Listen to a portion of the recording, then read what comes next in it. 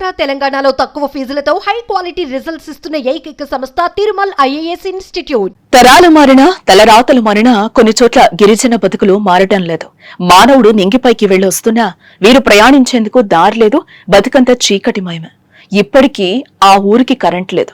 Current సంగతి దేవుడెరుకో. తాగేందుకు నీరు కూడా లేదు. ఇక వర్షాకాలం వస్తే బురద నీరే వీరి దాహం తీర్చే జీవనది. ఇది పచ్చని కొండల నడుమ ఒదిగి ఉన్న ఓ చిన్న గ్రామం దుస్తుంది. అంగన్వాడికి అనంతగిరి వెళ్తాము. అక్కడ ఒక 7 కిలోమీటర్లు ఉంటదండి. అక్కడ కూడా కాలినడకతోనే వెళ్ళొస్తాము.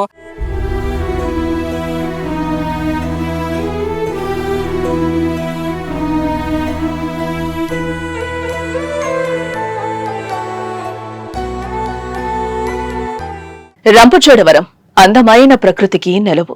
దట్టమైన అడవులు, సెలయేటి గలగలలు, పక్షుల కిలకిల రావాలు, పైకి కనిపించే అందమైన దృశ్యమిదే. కాని ఇక్కడ నిజమైన చిత్రం వేరు.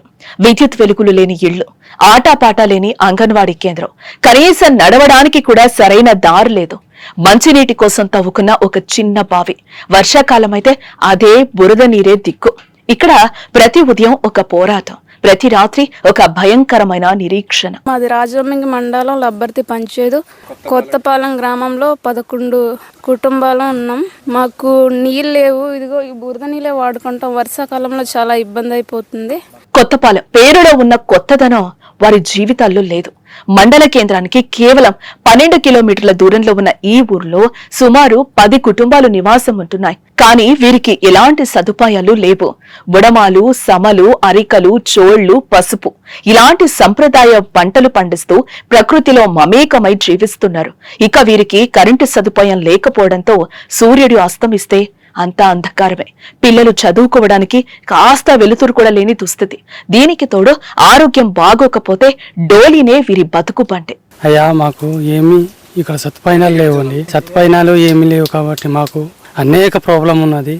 ఆ రోడ్డు, అలాగే మంచినీళ్ళు, కరెంటు కూడా మాకు కావాలయ్యా. స్వాతంత్ర్యం వచ్చి 77 ఏళ్లైనా అభివృద్ధి మాత్రం ఊరూరా వినిపిస్తున్నా ఈ కొండవాసుల జీవితాల్లో మాత్రం చీకటి అలాగే ఉంది. ఎన్నికలొస్తాయి, నాయకులు హామీలు ఇస్తారు, ఆ తర్వాత అంతా మర్చిపోతారు. ఈ అమాయక గిరిజనుల ఓట్లు మాత్రం వారి భవిష్యత్తును మార్చలేకపోతున్నాయి. కనీస అవసరాలు కూడా తీరని బతుకులు, ఎవరికి చెప్పుకోవాలో తెలియని వేదన. తరతరాలుగా వీరు అనుభవిస్తున్న ఈ కష్టాలకు ఎప్పుడు తెరపడుతుందో అని ఎదురు చూస్తున్నారు ఆ గూడెం జనం. మరోపక్క రేపటి కొత్త తరం కోసం కొత్తపాలెం వాసులు ఆసక్తిగా ఎదురు చూస్తున్నారు. రేపైనా వెలుగొస్తుందేమో, రేపైనా పిల్లలు సంతోషంగా బడికి వెళ్తారేమో, రేపైనా రోడ్లు బాగుపడతాయేమో అంటూ కొండల్లో ప్రతిధ్వనించే వీరి నిస్సహాయత ఎవరి హృదయాన్ని కదిలిస్తుందో. ఈ కొత్తపాలెం వాసుల ఆశలు ఎప్పటికైనా ఫలిస్తాయా? రోడ్డు గురించి, కరెంటు గురించి ఇబ్బందులు, చీకట్లో మేము ఉంటున్నాం. పిల్లలతో ఎన్ని రోజులు, ఇప్పుడు 22 సంవత్సరాలు మేము పిల్లల చీకట్లో మేము ఉంటున్నాం.